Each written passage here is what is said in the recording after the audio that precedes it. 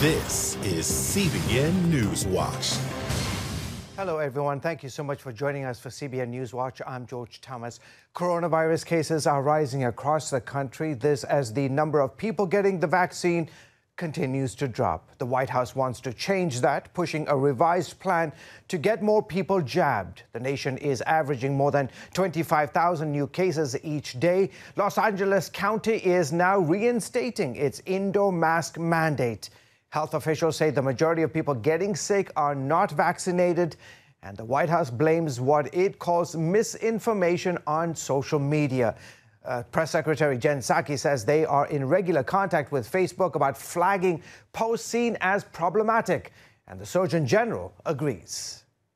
We would expect that members of their local community, parents... We know that the dramatic increase in the speed and scale of spread of misinformation has in part been enabled by these platforms. So that's why in this advisory today, we are asking them to step up. We know they have taken some steps to address misinformation, but much, much more has to be done. And we can't wait longer for them to take aggressive action because it's costing people their lives. The White House says it is careful not to politicize the vaccine, but critics argue their latest move is another expansion of government power, this time over free speech. To our nation's capital, where the battle over infrastructure continues, the $1 trillion infrastructure plan could be voted on in the Senate as early as next week.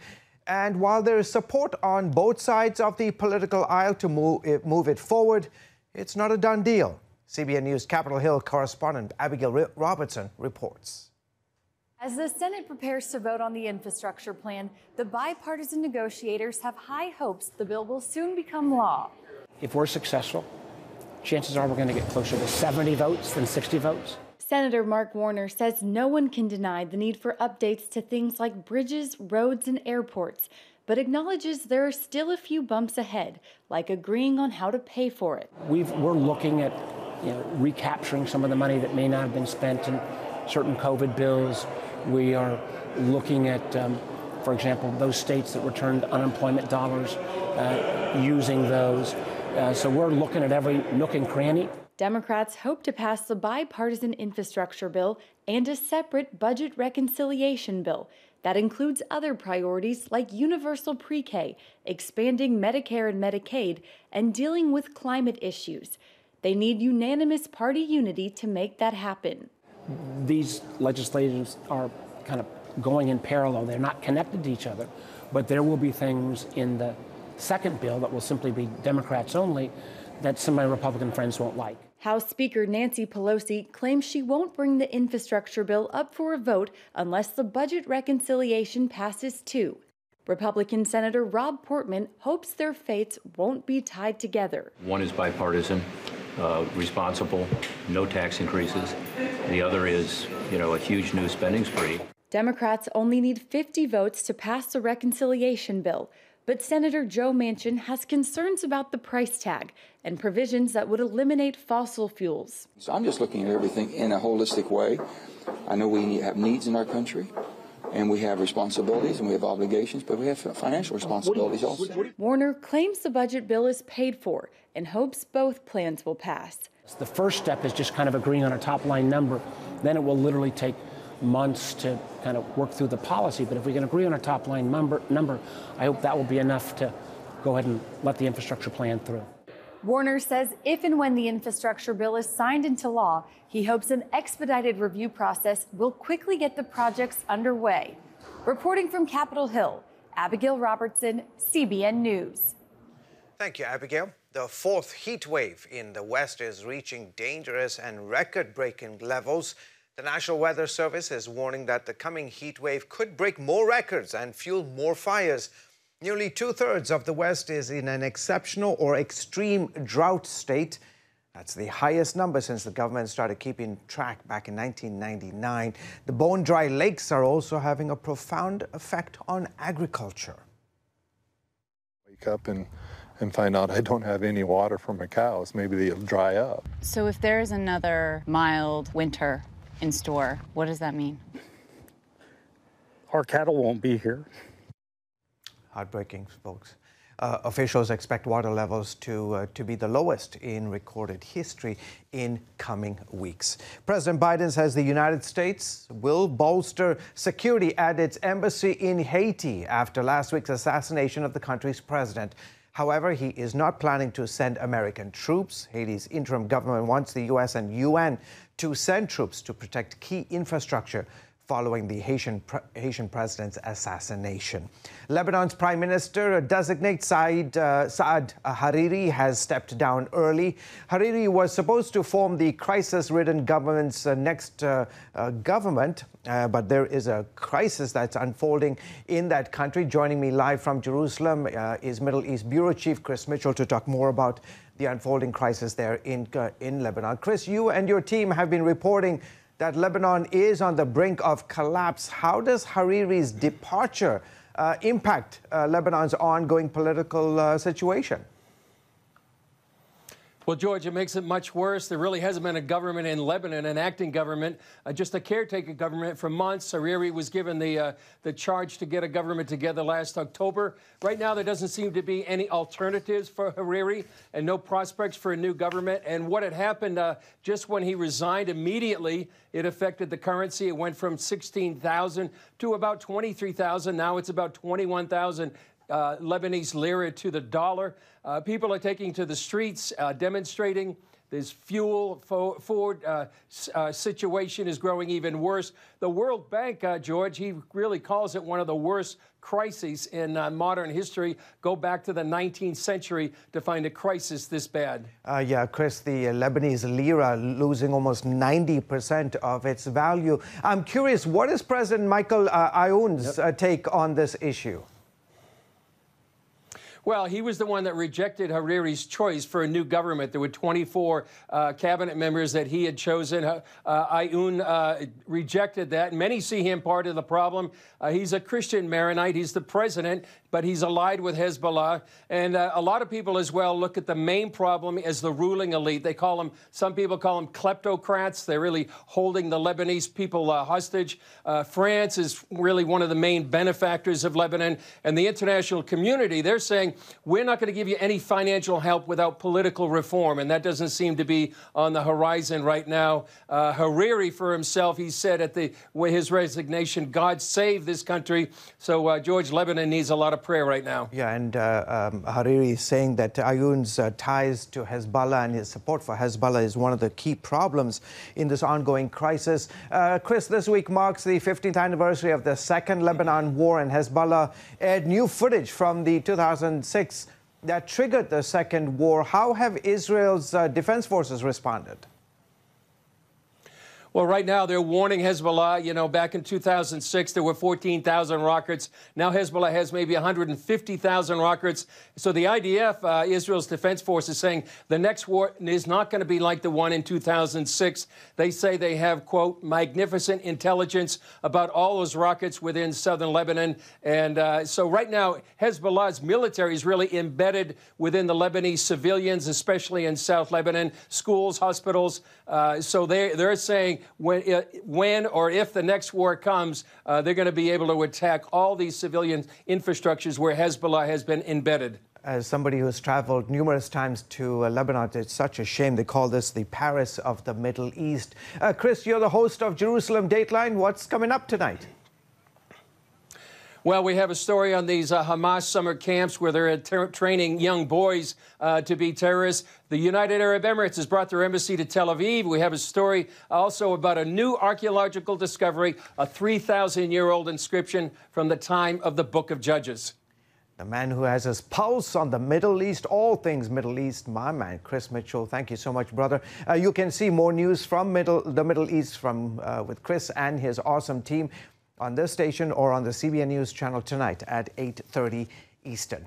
Other news making headlines today. New York Governor Andrew Cuomo will face the New York State Attorney General's office this weekend as part of an ongoing investigation into allegations of sexual misconduct. The governor has refused to comment on this latest news. Also, devastating flooding in Germany and Belgium have killed more than 100 people and hundreds more are missing.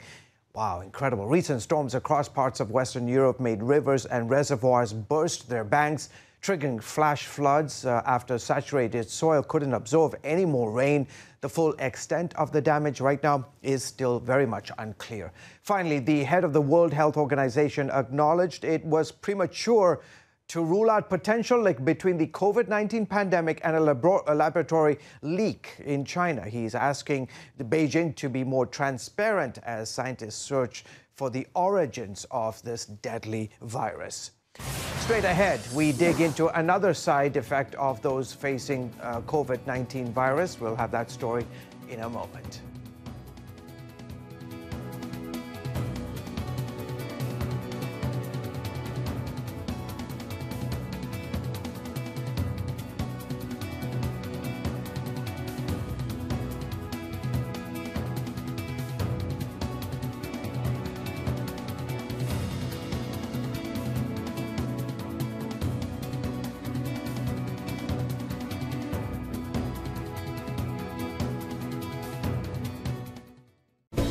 Come home to the sounds of Southern Gospel from CBN Radio.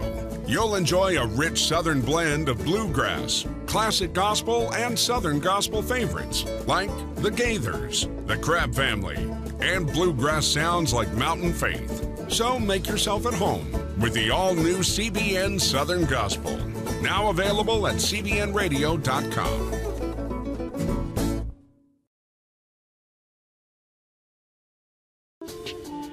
It's about the competition. I kind of put that pressure on myself, and I think people had expectations. It's about overcoming. We use this phrase all the time, keep chopping, keep practicing hard. It's about going the distance. You know, I think as a father, it's my job, to lead, just be the best husband and father I can be. Watch Going the Distance with Sean Brown Saturday night at 7:30 on the CBN News Channel. Life. It's meant to be lived fully. Jesus said it.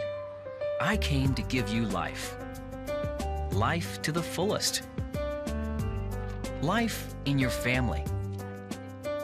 Life in your finances. Life in your body, mind, and spirit. Life in your everyday.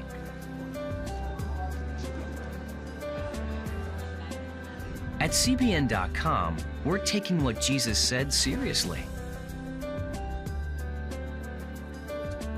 We're here to help you discover life.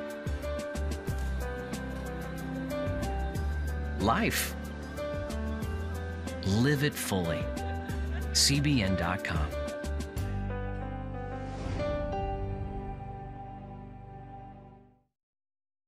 On October 1st, 1961, history was made when a tiny station began transmitting the first signals of the Christian Broadcasting Network. CBN, the Christian Broadcasting Network. And now, a new era has begun with the all-new CBN News Channel. Just moments ago, the Iron Dome intercepted an incoming rocket right on the Gaza border. Administering in this area, spiritual warfare is definitely involved. A 24/7 news network, bringing you the news you want from a source you can trust. In Kenya, 40% of the medical services are actually provided by these Christian hospitals. Let's talk about the economy. Believers here are joining together to win people to Jesus Christ. All your favorite shows now in one place, all day, every day. The CBN News Channel. Download the app or visit cbnnewschannel.com. CBN News. Welcome back, folks. For many who have survived coronavirus, reports of continued symptoms, including extreme exhaustion. And it's not just COVID-related. Millions in the U.S. are facing chronic fatigue, including millennials. Medical reporter Lori Johnson brings us the story of America's energy crisis. Americans are dealing with a new kind of energy crisis. Fatigue and tiredness now is an epidemic in this country. Well over 50% of people actually complain of chronic tiredness, and that includes millennials. And that's certainly not our experience in years past. What's changed? According to Dr. Stephen Gundry, author of The Energy Paradox, what to do when your get up and go has got up and gone, it's all about looking inside ourselves. More people have an unhealthy gut today than in the past, and that's the primary cause of our energy crisis. 2 o'clock in the afternoon, all of a sudden, kind of all systems seem to go on pause. You don't feel like working anymore. You don't feel like doing anything with the kids anymore, and you just want to lay down or reach for an energy bar or get another pick me up, a cup of coffee. Dr. Gundry says this zaps our energy because of holes that develop in the gut lining. If you're tired and fatigued, you got leaky gut. And that leaking causes inflammation, which can drain huge amounts of our precious energy. Inflammation is actually our white blood cells, our immune system, our foot soldiers, if you will, attacking threats that actually come into our body primarily through the lining of our gut. The good news is we can repair a leaky gut and reverse other gut issues by consuming lots of different types of good bacteria called probiotics, then feeding those good bacteria lots of fiber-rich foods called prebiotics, causing the bacteria to thrive and multiply. These probiotics can be found in supplements, foods like yogurt and kimchi, and drinks like kombucha. Then it's important to take so-called prebiotics, found in supplements or foods like fresh vegetables. These literally feed the good bacteria, helping it reproduce. They actually communicate to the energy-producing organelles in all of our cells called the mitochondria to make more energy. So probiotics that you manufacture by eating prebiotics literally turbocharges your energy. And it's also important to stay away from foods that deplete energy. That includes the usual suspects of too much sugar and processed foods, which can also damage the gut. Gundry further recommends resisting the temptation to over-medicate. Please, please, please try to avoid taking antibiotics for simple things like runny noses or scratchy throats. Try to avoid eating animals that have been raised with antibiotics from factory farms. It turns out antibiotics kill off most of the good bugs in our intestines that actually protect us from leaky gut. And don't take certain heartburn and acid indigestion medicines longer than 2 weeks. We now know that these actually stop the energy-producing organelles, the mitochondria, from working, because they interrupt how mitochondria produce energy, which is called proton pumping. Dr. Gundry says people suffering from low energy usually need more vitamin D. He recommends a 5,000 IU daily supplement and going outside. We actually produce ATP, energy, from sunlight exposure. Lastly, in order to feel energetic during the day, we need a good night's sleep. However, blue light coming from our electronics can keep us from falling asleep. Dr. Gundry recommends turning them off hours before bedtime or wearing blue light blocking glasses. Lori Johnson, CBN News. Still ahead, limits on expressions of faith. What's being done to put a stop to it?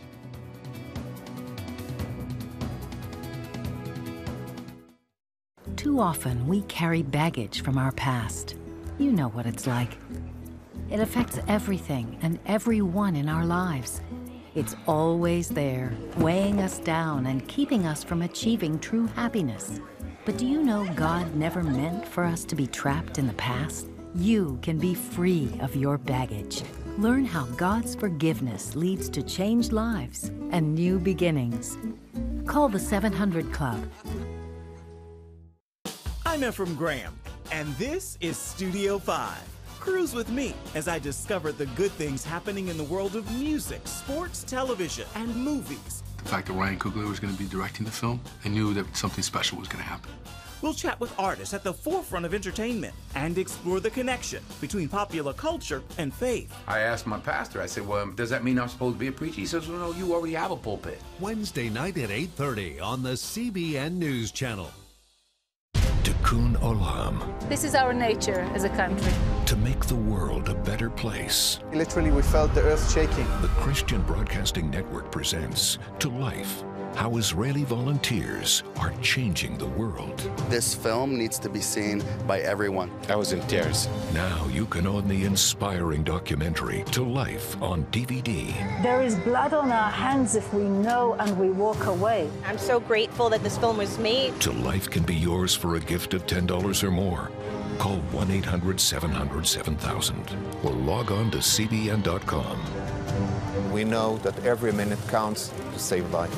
It'll bless Israel, but it'll also bless all the friends of Israel. Discover the untold story of how Israeli volunteers are making the world a better place. Call 1-800-700-7000 or log on to CBN.com to get your copy today.